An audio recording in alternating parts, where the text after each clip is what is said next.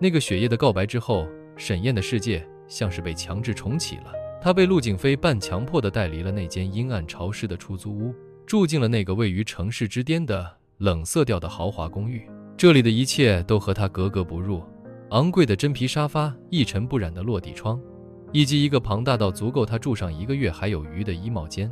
最初的几天，沈燕像一只误入人类领地的警惕的猫，她把自己缩在客房里，不敢轻易触碰这里的任何东西，生怕自己身上那股贫穷的气息会玷污了这里的金贵。但陆景飞没有给他退缩的机会，他没有再说过任何一句关于喜欢的过分亲密的话，他只是用一种沉默而强势的行动，将沈燕的存在一点一点地烙印进这个房子的每一个角落。清晨，沈燕醒来时，餐桌上永远准备好了温热的牛奶和搭配好的营养早餐。陆景飞会坐在他对面，一边翻阅着财经新闻，一边用余光确认他有没有把盘子里的东西都吃完。公寓里那个采光最好的角落被陆景飞清空了，一张全新的顶级的德国画架被安置在那里，旁边放着一整套沈燕莲在画材店里看都不敢多看一眼的昂贵的进口颜料和画笔。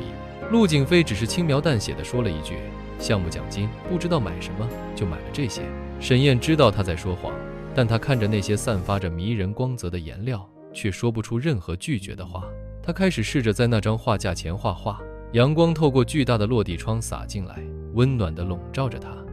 空气中不再有潮湿的霉味，取而代之的是陆景飞身上那股干净清冽的淡淡的雪松香气。这是一个太过于温暖的不真实的梦境。沈燕那颗一直紧绷着防备着的心，就在这日复一日的沉默的温柔里，一点一点地开始融化。他不再把自己关在客房，他会在陆景飞处理文件时悄悄地搬一个画板，坐在不远处的地毯上，借着灯光画自己的速写。他画窗外的流云，画桌上的台灯，画那只骨节分明握着钢笔的手。他开始会在陆景飞深夜回家时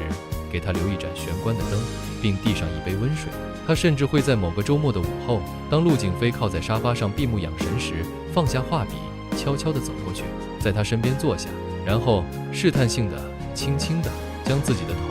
靠在他的肩膀上。陆景飞的身体在那一瞬间微微僵硬，但随即就放松了下来。他没有睁开眼，只是伸出手将那个靠过来的清瘦的身体更紧地往自己怀里揽了揽。那一刻，岁月静好，仿佛可以一直这样到地老天荒。沈燕以为这就是幸福的模样，她几乎要忘记了他们之间还横亘着一条深不见底的名为阶级的鸿沟。直到那天晚上，陆景飞接到了一个电话，电话那头的人似乎身份极高，陆景飞只是听着，偶尔用极简的单字回应，